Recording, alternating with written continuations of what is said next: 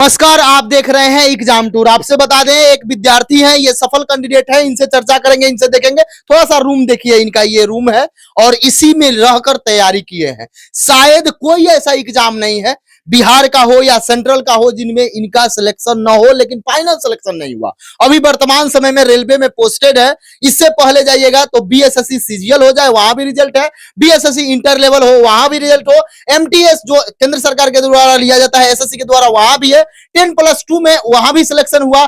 यदि सीएचएसएल की बात करें, वहां भी हुआ। सीजीएल की बात करें, वहां भी हुआ। और अंत में बीपीएससी में भी मुख्य परीक्षा लिखे, लेकिन इंटरव्यू नहीं हुआ। वर्तमान समय में मेरे साथ संतोष जी हैं, रेलवे में सिलेक्शन हुआ है। इनकी स्ट्रगल की कहानी जानेंगे, इन्हीं से जानेंगे। देख सकते हैं इनका बुक वगैरह है, सब कुछ है, पढ़ाई करते हैं। उसके बाद अब इनसे चर्चा करेंगे, किस तरीके से पढ़ाई किए, कैसे किए। आपका स्वागत है एग्जाम टूर में। धन्यवाद। कब से शुरुआत किए आप पढ़ाई? जैसे ग्रेजुएशन कर लिए उसके बाद किए, या इंटर से ही पटना आ गए? कैसे शुरुआत कब से किए? शुरुआत हम 2016 से किए। 16 से किए? कंपटीशन की तैयारी 2016 से शुरू की। 16 से शुरू किए। उस मैट्रिक कब किए? मैट्रिक तो 10 में किए। 10 में किए। और 10 में मैट्रिक, 10 से 12 इंटर आईएससी। उसके बाद बीएससी मैथ से ऑनर्स किए 12 से 15। 16 में रिजल्ट आया, वहां से हम तैयारी में लग गए। मम्मी पापा क्या करते हैं? मम्मी हाउसवाइफ है और पापा किसान है। बीएसएससी इंटर लेवल में भी आपका हुआ, फाइनल नहीं हुआ? जी, उसमें टाइपिंग में छट गए। ग्रेजुएशन में कहाँ तक पहुंचे थे? सीजीएल में, सचिवालय इस बार मेंस दिए, लेकिन मेरिट नहीं बन पाया आपका। उससे पहले केंद्र सरकार का कोई एग्जाम, बिहार पुलिस वगैरह, बिहार दरोगा, ये सब भी देते थे क्या? दरोगा का एग्जाम तो हम नहीं दिए हैं। हाइट नहीं है। जी। और पुलिस का भी एग्जाम हम नहीं दिए हैं हाइट के चलते। और बच्चा मतलब एसएससी के जितना एग्जाम है हम दिए हैं, सिलेक्शन भी हुआ है। और सीजीएल में 19 से मेरा लगातार रिजल्ट है। रिजल्ट सब में है, लेकिन फाइनल सिलेक्शन नहीं हो। ग्रुप डी में भी आपका रिजल्ट? हाँ, ग्रुप डी में भी उसमें फाइनल सिलेक्शन है। एमटीएस में भी फाइनल सिलेक्शन है।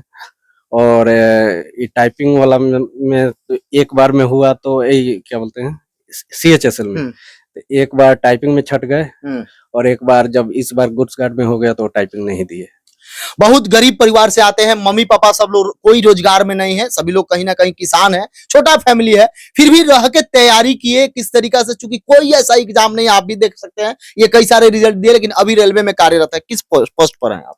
गुड्स गार्ड पर।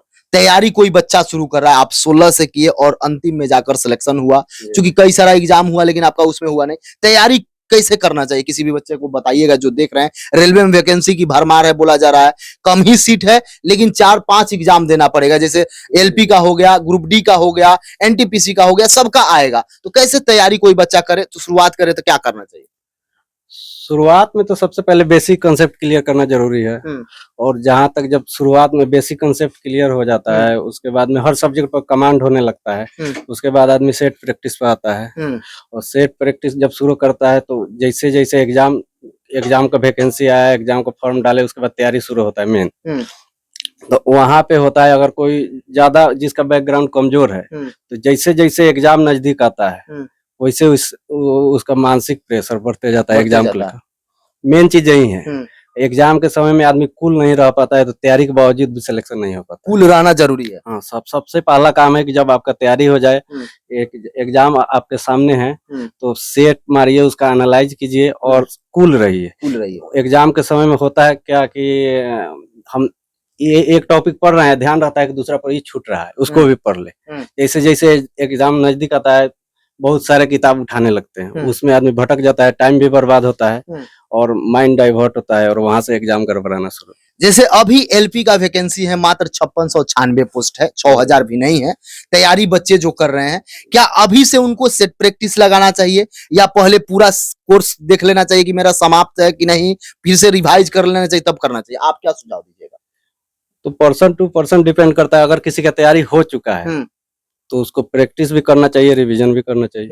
आप कौन सा सेट बनाए थे, यदि पूछे जाए, जो विद्यार्थी दे रहे हैं? आप कोई प्रकाशन का सेट बनाए हो गया, कोई बुक बनाए हुई है, कौन सा बनाए थे? अभी तक तो हम 2 ही कंपनी का सेट बनाए हैं। अगर ऑफलाइन प्रैक्टिस करते हैं, और खासकर रेलवे के लिए, तो प्लेटफॉर्म का। अगर ऑनलाइन सिस्टम पर प्रैक्टिस करते हैं तो टेक्स्ट बुक का। ऑनलाइन ऑफलाइन दोनों जरूरी है? जी, वो तो शुरुआत में तो ऑफलाइन से ही शुरुआत करना पड़ेगा, बाद में आपको नहीं तो टेक्स्ट बुक पर बैठिएगा तो पहले ही घबराहट होने लगेगा, नंबर ना स्पीड रहता है ना सही से नंबर आए। साइंस के लिए कोई भी एग्जाम हो, वो चाहे इंटर लेवल का हो या एनटीपीसी हो या ग्रुप डी हो या कोई हो, साइंस का एक लेवल कायम हो रहा है, रेलवे का हो या बिहार स्टेट का कोई भी एग्जाम हो। कैसे साइंस कैसे आप पढ़े थे? साइंस के लिए सबसे पहले तो लुसेंट ही पढ़े, लुसेंट। और उसके पहले मेरा 9th-10th में फिजिक्स केमिस्ट्री सब अच्छा था, थोड़ा बायोलॉजी पर मेहनत करना पड़ा। और साइंस के लिए मूल रूप में मार्केट में तो बहुत सारी किताबें हैं, हर किसी को मालूम है, एक किसी एक प्रकाशन का नाम रखना उचित ना है, लेकिन मतलब कोई एक बुक बार बार पढ़ना चाहिए क्या? एक बुक को बार बार पढ़िए, 10 बुक को एक एक बार पढ़ने से अच्छा है कि एक बुक को 10 बार पढ़ दीजिए। मैथ के लिए रेलवे की बात की जाए, चूंकि आप तो एसएससी भी निकाले हैं तो आपका मैथ ऑटोमेटिक अच्छा होगा। रेलवे का थोड़ा सा एसएससी की अपेक्षा कमजोर है, लेकिन अब उसका भी लेवल बढ़ाया जा रहा है। कैसे मैथ पर ध्यान देना चाहिए? क्या आर.एस. अग्रवाल से काम चल जाएगा या अन्य आपका कोई एडवांस वगैरह पढ़ना पड़ेगा, या आप क्या सुझाव दीजिएगा? मैथ में जैसे है कि अब किसी का मैथ बहुत अच्छा है तो उसको आर.एस. अग्रवाल बनाने की जरूरी नहीं है। कोई अगर कमजोर है तो उसको शुरुआत आर.एस. अग्रवाल से ही करना पड़ेगा, क्योंकि बेसिक कंसेप्ट वहीं से आता है। और नहीं तो कहीं अगर कोई कोचिंग ले रहा है, बहुत सारे टीचर हैं ऑनलाइन ऑफलाइन, वहां से लेकर आया है तो उसको डायरेक्ट उसी मटेरियल को रिवीजन कीजिए जो आप ट्यूशन में पढ़ते हैं, कोचिंग में पढ़ते हैं। आप कोचिंग किए थे या केवल सेल्फ स्टडी करते थे, ग्रुप में बैठ के सेट वगैरह बनाते थे?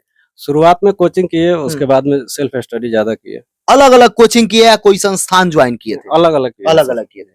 ये अलग अलग किए थे। जैसे आपका जो रिजल्ट कई सारा गिर गया, उस समय लगता होगा कि अब मेरे से क्या होगा।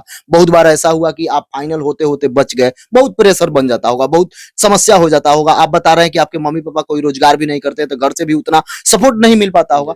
कैसे उसको अपना उस समय उभरते थे कि नहीं मुझे फिर से पढ़ना पड़ेगा? उस समय कैसे आप अपने आप को मोटिवेट करते थे? जैसे एग्जाम जब शुरुआत में 2017-18 के बाद बता रहे हैं, जब उस समय मेरा उतना अच्छा तैयारी उस लेवल का नहीं हुआ था कि रिजल्ट फाइनल हो सके, चाहे पीटी में भी हो सके। तो उस समय ऐसा लगता था, जब एग्जाम देकर आते थे तो हमें लगता था कि मेरा तैयारी अच्छा है, लेकिन रिजल्ट नहीं होता था, तो डिप्रेशन भी बहुत ज्यादा होता था। लेकिन ये जो लॉकडाउन लगा, उसमें लगभग 6 महीने का ब्रेक मिल गया सबको। उसमें हम बहुत एनालाइज किए कि मेरा रिजल्ट काहे नहीं हो रहा है। तब तक तैयारी भी अच्छा खासा हो गया। तब जब वहां से माइंड कूल हुआ, उसके बाद में हम जितना भी एग्जाम दिया सब क्लियर हुआ है। जैसे रीजनिंग हो गया, मैथ्स पर चर्चा कर लिए, जीएस पर। रीजनिंग के लिए और साइंस जीएस के लिए क्या करना चाहिए? रीजनिंग तो प्रैक्टिस चाहिए, रीजनिंग में बहुत प्रैक्टिस चाहिए। जीएस बार बार भूल जाते हैं विद्यार्थी, याद करते हैं भूल जाते हैं। अभी पढ़ेंगे, सेट बनाने जाएंगे तो वहां ऑप्शन में दिक्कत हो जाता है। क्या करना चाहिए? जीएस में एक ही मंत्र है कि एक किताब जो आप पढ़ रहे हैं उसको बार बार पढ़िए, क्योंकि जीएस में सबसे ज्यादा भटकता है आदमी। सबसे ज्यादा जो मटेरियल मार्केट में मिला उसको उठाकर एक बार पढ़ लिया, तो ना ही वो किताब कंप्लीट होता है, ना ही जो मेरा अपना मटेरियल है वो कंप्लीट है। तो एक ही मटेरियल को बार बार पढ़िए, रिवीजन कीजिए।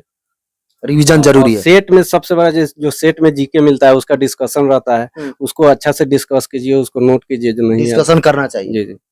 क्या सुझाव दीजिएगा जो आपको देख रहे हैं, रेलवे की तैयारी कर रहे हैं, उनके लिए ऐसा कुछ बताइए 5 काम जो वो करें, उनका सिलेक्शन हो जाए।